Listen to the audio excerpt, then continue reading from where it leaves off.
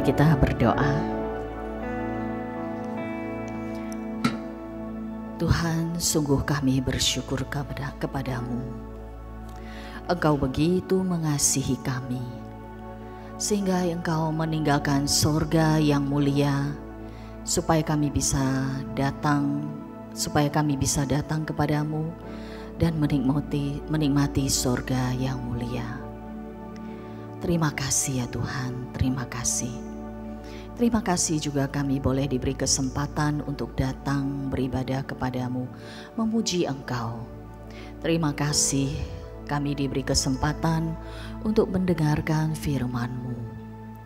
Ya Tuhan, kami mohon Engkau pakailah hamba-Mu yang terbatas ini untuk menyampaikan firman terang yang ajaib, yang mengubahkan hidup kami. Bukalah hati kami ya Tuhan. Berikan kami telinga seorang murid yang mau tunduk kepadamu, dan berikan kami kekuatan untuk menjalankan firman-Mu. Terima kasih Tuhan, terima kasih. Dalam nama Tuhan Yesus kami bersyukur dan berdoa. Amin. Bapak Ibu, setiap kita ya memiliki pengalaman-pengalaman dalam hidup kita yang mungkin tidak terlupakan ya. Dan pengalaman-pengalaman seperti yang tidak terlupakan itu akan mengubah cara hidup kita, cara pandang kita terhadap sesuatu. Salah satu pengalaman saya yang saya sharingkan kepada Bapak Ibu hari ini, pada tahun 2000 bulan Oktober, waktu itu saya masih belum jadi hamba Tuhan, ya masih pelayanan di gereja, ya cukup aktif dan jadi guru sekolah minggu.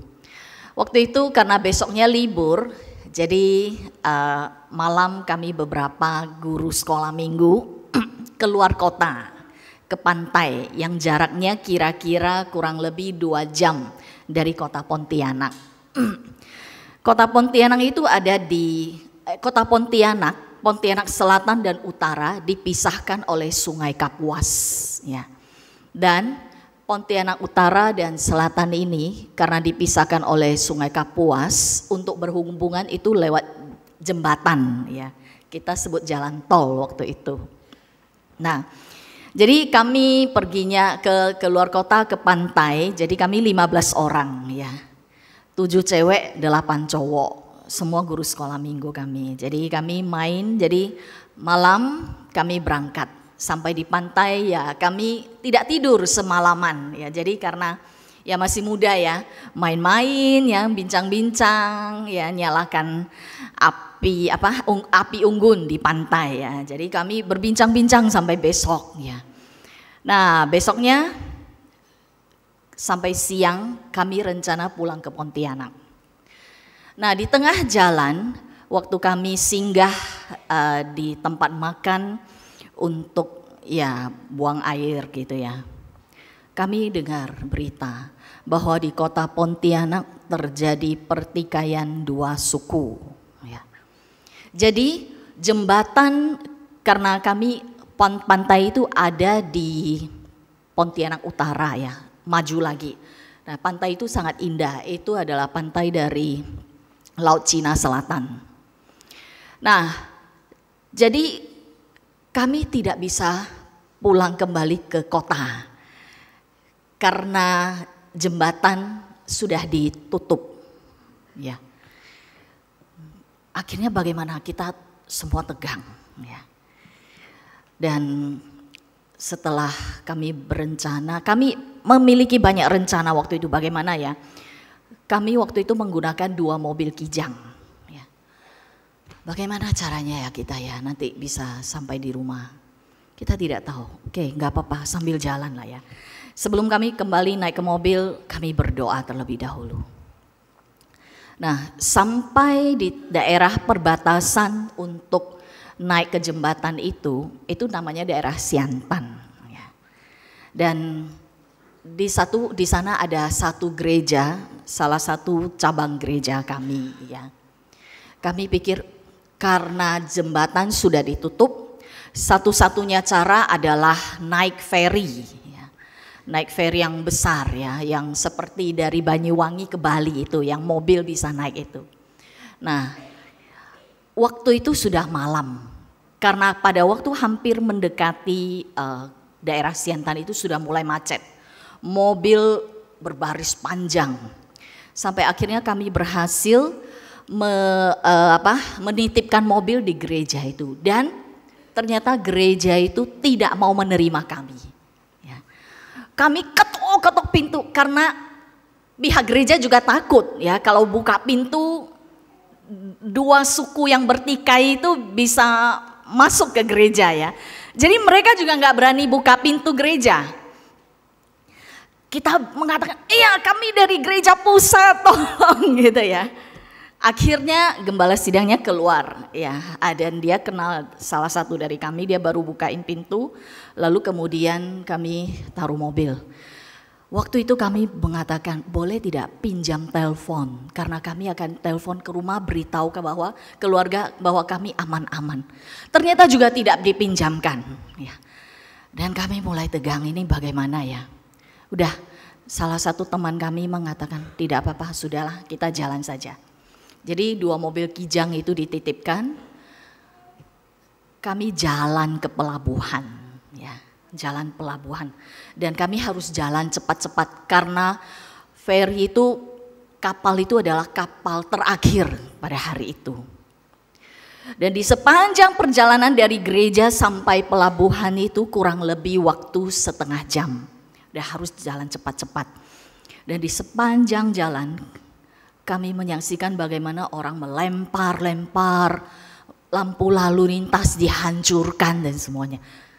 Kami takut ya, kalau ada yang salah lempar kena kami ya.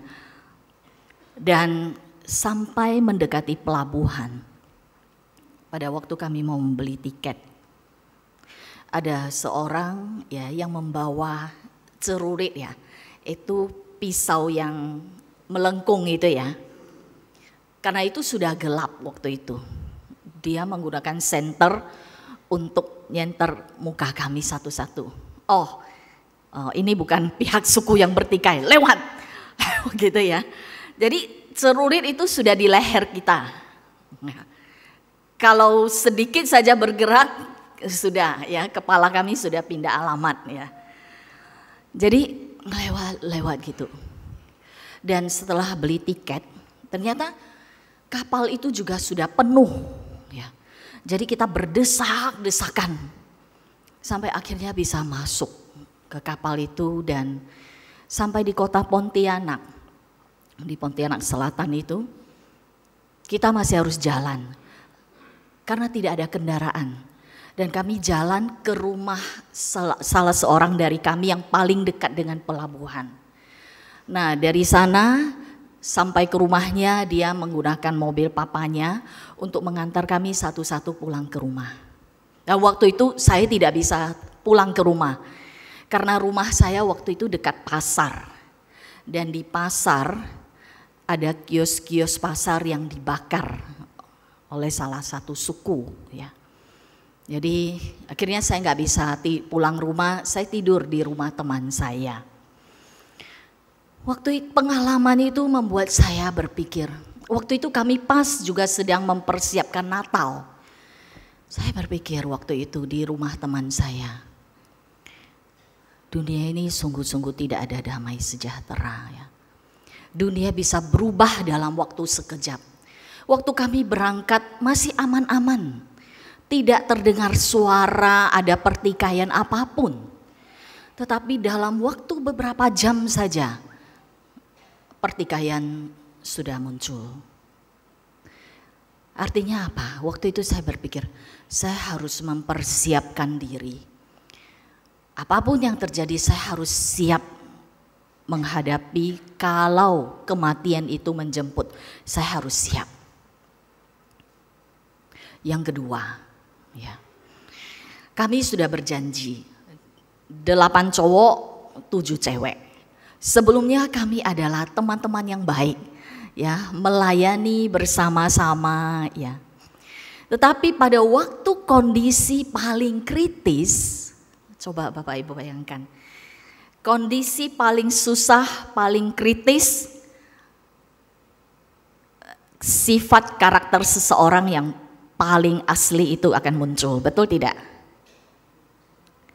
Waktu itu setelah kami tinggalkan gereja itu, titip mobil, kami mengatakan apapun yang terjadi kita harus sama-sama. Kalau misalnya kapal ada satu yang dapat tiket, yang lain tidak dapat tiket, sama-sama tidak usah pulang dulu. Ya. Itu perjanjian kami. Ya. Jadi harus bersama-sama, 15 orang datang bersama, pulang juga bersama. Dan puji Tuhan kami dapatkan tiketnya.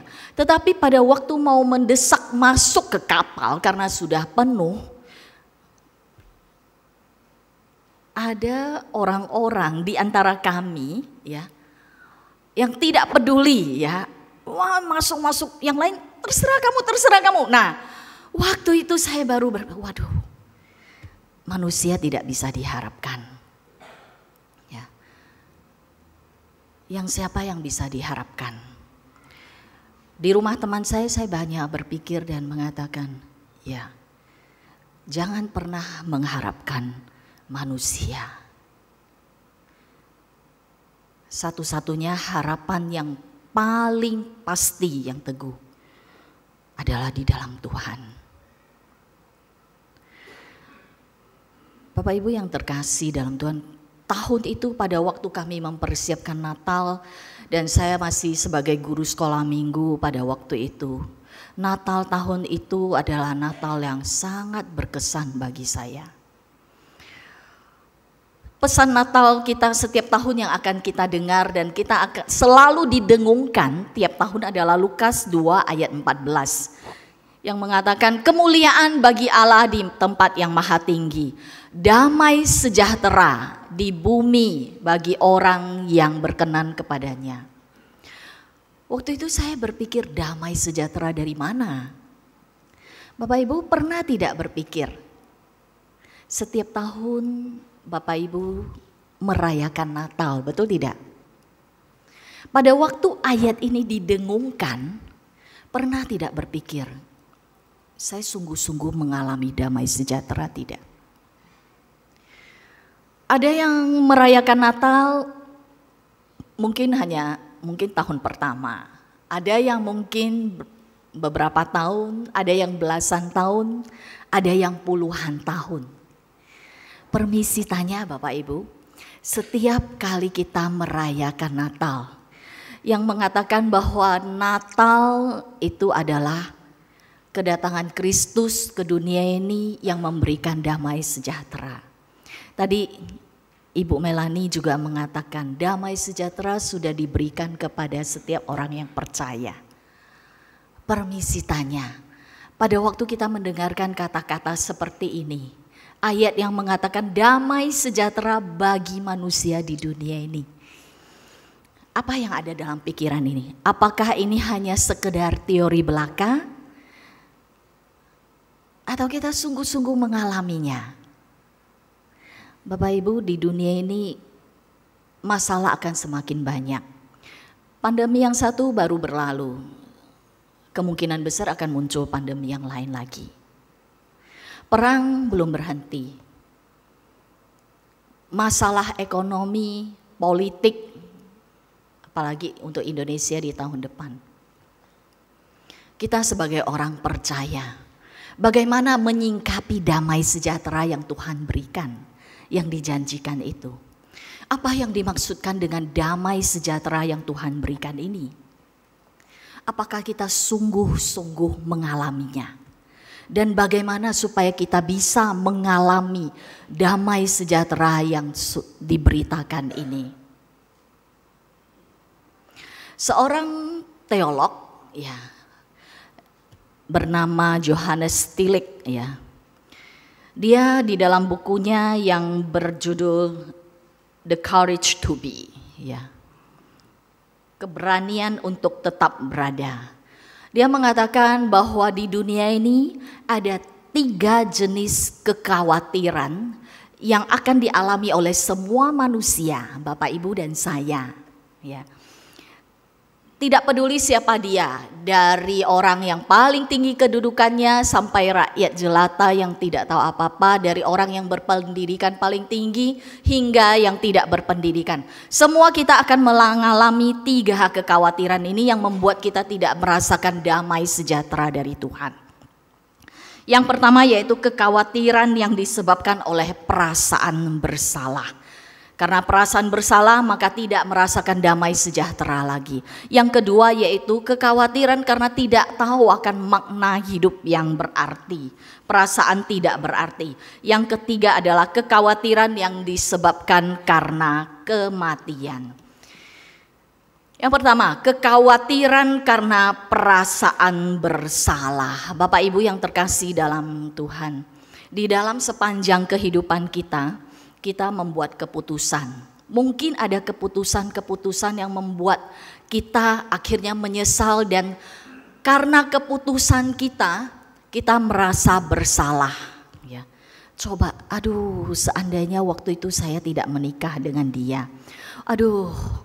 Kalau seandainya saya tidak membuka usaha ini. Kalau seandainya saya tidak ini, tidak itu. Perasaan bersalah. Coba saya tidak mengatakan kalimat seperti ini. Coba saya tidak melakukan tindakan ini. Dan ini akan menjadi satu perasaan bersalah yang terus merongrong kehidupan kita. Yang akhirnya kita tidak merasakan damai sejahtera. Coba Bapak Ibu, bisa tidak pikirkan. Ada tidak perasaan bersalah yang masih terus kita ingat.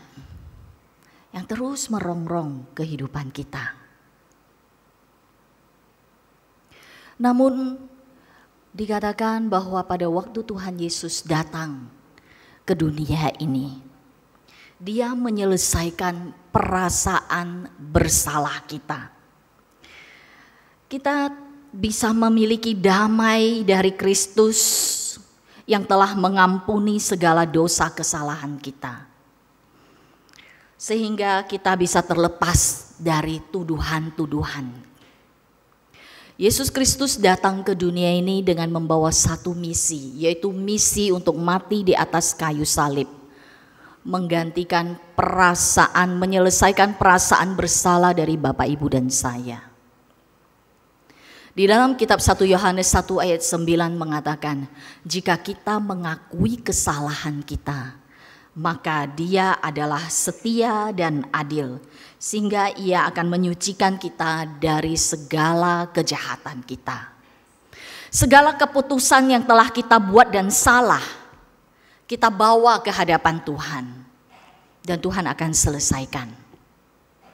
Tuhan tanggung di atas kayu salib. Tujuan Tuhan menciptakan kita manusia, Bapak Ibu, untuk menikmati hidup ini. Khususnya kita sebagai anak-anak Tuhan. Bapak Ibu permisi tanya, ada tidak Bapak Ibu yang memiliki anak, melahirkan anak, tujuannya supaya anaknya menderita? Ada tidak? Gak ada, ya kan? Bagaimanapun berusaha supaya anak kita bisa bahagia, betul tidak? Demikian juga Tuhan menyelamatkan kita, menjadikan kita sebagai anak-anaknya, tujuannya supaya kita bisa bahagia di dalam Tuhan. Kita tidak dirongrong oleh kesalahan masa lalu kita. Tuhan mengampuni kesalahan kita dari sejak kita lahir, datang ke dunia ini sampai kebaktian tutup peti kita. Dia mengampuni segala dosa kita, asalkan kita datang ke hadapannya. Dia tidak ingin kita dirongrong oleh perasaan bersalah.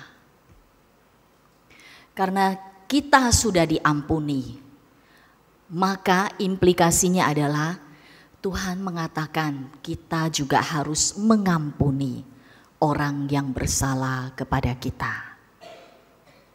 Bapak Ibu yang terkasih dalam Tuhan, permisi tanya, apakah Bapak Ibu sudah menerima pengampunan dari Tuhan? Yesus yang datang ke dunia ini mau mati bagi Bapak Ibu dan saya, menyelesaikan perasaan bersalah Bapak Ibu dan saya. Yang kedua, kekhawatiran karena perasaan tidak berarti. Ada orang yang tidak mengerti mengapa dia dilahirkan di dunia ini. Bapak Ibu ngerti tidak? Kenapa Bapak Ibu ada di tempat ini? Untuk apa? Keberadaan kita itu adalah suatu misteri Bapak Ibu. Kita tidak tahu mengapa Tuhan melahirkan kita berada di Indonesia. Mengapa kita dilahirkan dengan keluarga seperti ini. Mengapa saya memiliki anak seperti ini. Kita tidak tahu. Ya. Beberapa bulan lalu waktu saya cuti, ya, di hotel saya buka TV dan saya lihat itu tentang satu dokumentari tentang wanita di Afrika. Ya.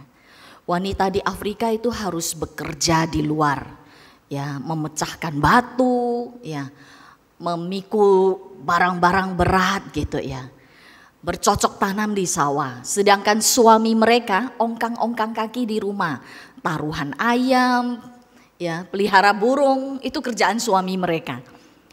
Waktu itu langsung terbersit dalam pikirannya saya, kok saya dilahirkan di Indonesia ya? Kok saya dilahirkan sebagai orang Tionghoa ya? Apa tujuannya Tuhan melahirkan saya seperti ini di tempat ini ya? Bapak Ibu pernah terpikir tidak? Mengapa? Mengapa Tuhan menaruh Bapak Ibu di keluarga seperti ini di negara Indonesia dan di zaman ini? Mengapa bukan zaman dulu? Mengapa bukan pada zaman raja-raja dulu, tetapi sekarang sudah zaman seperti ini? Atau bukan zaman pada masa depan? Pernah berpikir tidak?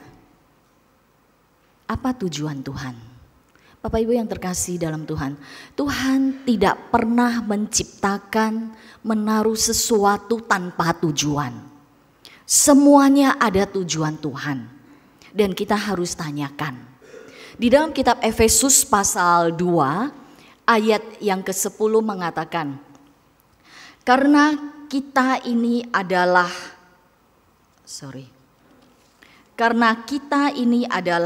buatan Allah, diciptakan dalam Kristus Yesus untuk melakukan perbuatan baik yang dipersiapkan Allah sebelumnya. Ia mau supaya kita hidup di dalamnya. Bapak, Ibu dan saya diciptakan dengan satu tujuan yang sudah dipersiapkan sebelumnya. Tujuan ini apa tujuannya? Tujuan Tuhan menciptakan Bapak, Ibu dan saya bisa berbeda-beda. Mengapa Tuhan menempatkan Bapak Ibu di Indonesia sebagai suku apa di zaman ini? Apa tujuannya? Tanyakan pada Tuhan, karena setiap kita berbeda-beda.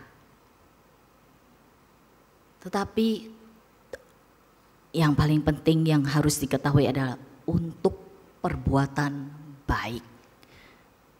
Hanya kita harus tanyakan, perbuatan baik apa Bapak Ibu? Coba kita tanyakan, kita renungkan. Kedatangan Yesus Kristus di dunia ini supaya kematiannya di atas kayu salib membuat hidup kita yang harusnya awalnya setiap hari menunggu hari kematian, kebinasaan yang kekal. Tetapi kedatangannya mengubah kita yang harusnya setiap hari menunggu kebinasaan kekal berubah menjadi pengharapan yang kekal di dalam Kristus. Sehingga hidup kita tidak hampa, tidak sia-sia. Yang ketiga, manusia khawatir tidak merasakan damai sejahtera karena adalah masalah maut, kematian. Masalah kematian adalah masalah terbesar di dunia ini. Permisi tanya, di sini ada yang tidak takut mati tidak? Siapa yang tahu kalau setelah meninggalkan dunia ini masuk surga? Silakan angkat tangannya. Yang setelah meninggal masuk surga. Hah? Percaya? Percaya, ya. Sekarang permisi tanya, siapa yang tidak takut mati?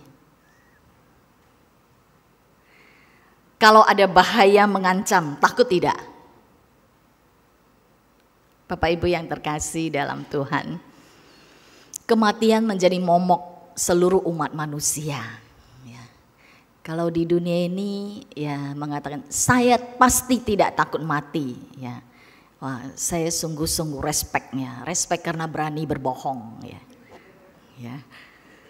Di dunia ini tidak ada orang yang tidak takut mati. Ya. Karena orang takut mati, maka Tuhan datang untuk menyelesaikan masalah kematian ini. Ya. Tuhan datang ke dunia ini supaya setiap hari kita memperoleh pengharapan untuk masuk ke dalam kekekalan dan tidak takut akan kematian yang kekal. Manusia terdiri dari tubuh dan roh. Ya. Tubuh jasmani kita itu akan rusak. Tetapi roh kita ada awal, tidak ada akhir. Hanya tergantung akhirnya di mana saja. Di dalam kebahagiaan yang kekal di sorga atau di neraka. Penderitaan yang kekal. Bapak Ibu yang terkasih. Di dalam kitab 1 Korintus pasal 5 ayat 15 ayat 54 di situ mengatakan,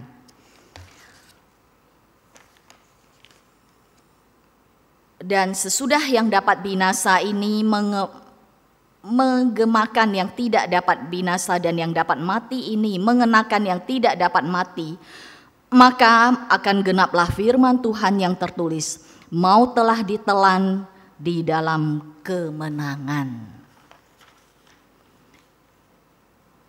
Karena Kristus mati, maka kita yang menerima Dia sebagai juru selamat pribadi, kita juga telah dimenangkan dari maut. Inilah damai sejahtera yang mau Tuhan berikan kepada kita di tengah-tengah dunia yang penuh dengan masalah, dunia yang penuh dengan pertikaian. Di hari yang ke depan tahun 2024 kita tidak tahu apa yang akan terjadi, Bapak Ibu. Kita tidak tahu siapa yang akan menjadi pemimpin negara kita. Kita tidak tahu bagaimana situasi ekonomi di depan. Kita tidak tahu apakah ada masalah kesehatan yang mengancam kita. Atau masalah lain dalam keluarga atau usaha kita. Tetapi ingat, damai sejahtera, damai yang Tuhan berikan itu bisa menyelesaikan masalah perasaan bersalah kita, yang menyelesaikan masalah ketidaktahuan kita akan keberadaan kita di dunia ini, yang memberikan hidup yang berarti kepada kita, dan juga menyelesaikan masalah terbesar di dunia yaitu maut. Inilah damai sejahtera yang Tuhan maksudkan. Kita tidak usah terkungkung oleh masalah-masalah seperti ini lagi. Lepaskan dan serahkan kepada Tuhan. Mari kita tundukkan kepala kita di hadapan Tuhan.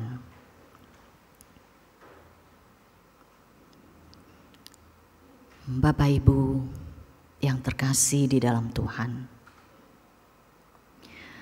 Apakah ada perasaan bersalah yang terus-menerus menghantui Bapak Ibu, sehingga Bapak Ibu tidak bisa merasakan damai sejahtera? Datanglah kepada Tuhan. Katakan kepada Tuhan dan serahkan segala rasa bersalah ini di hadapan Tuhan.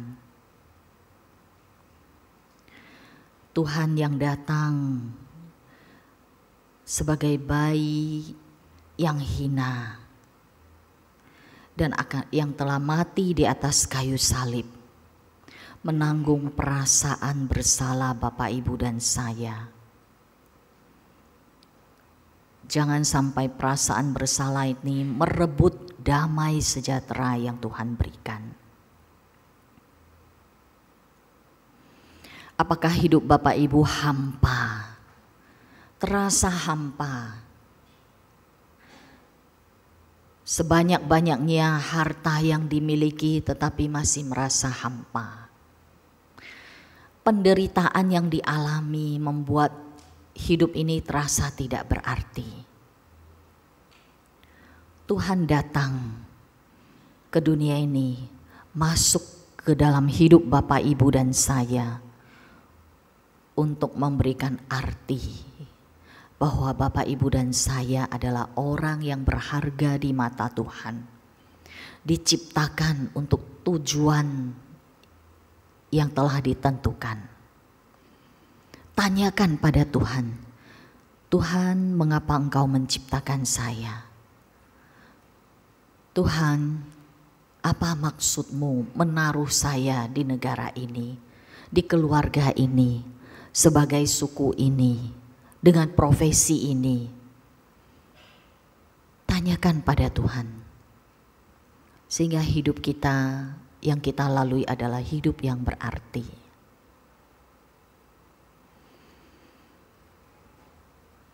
Bapak Ibu yang terkasih, apakah di antara kita ada yang masih tidak tahu setelah meninggalkan dunia ini kemana jiwamu?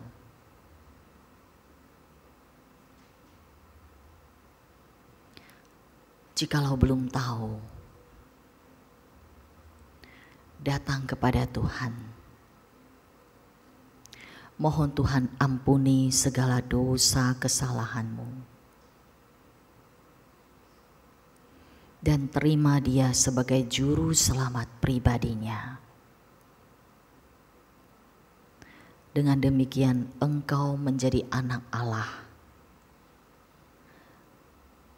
yang akan mewarisi kerajaan sorga.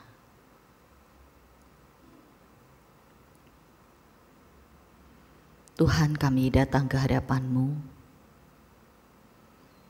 Kami memohon belas kasihan-Mu di tengah-tengah dunia yang penuh dengan pertikaian, masalah yang silih berganti dan tidak terselesaikan, baik itu ekonomi, politik, masyarakat sosial, dan masa depan yang kami tidak ketahui, Tuhan. Kami mau memiliki damai sejahtera dari Engkau. Tolong kami ya Tuhan, tolong kami.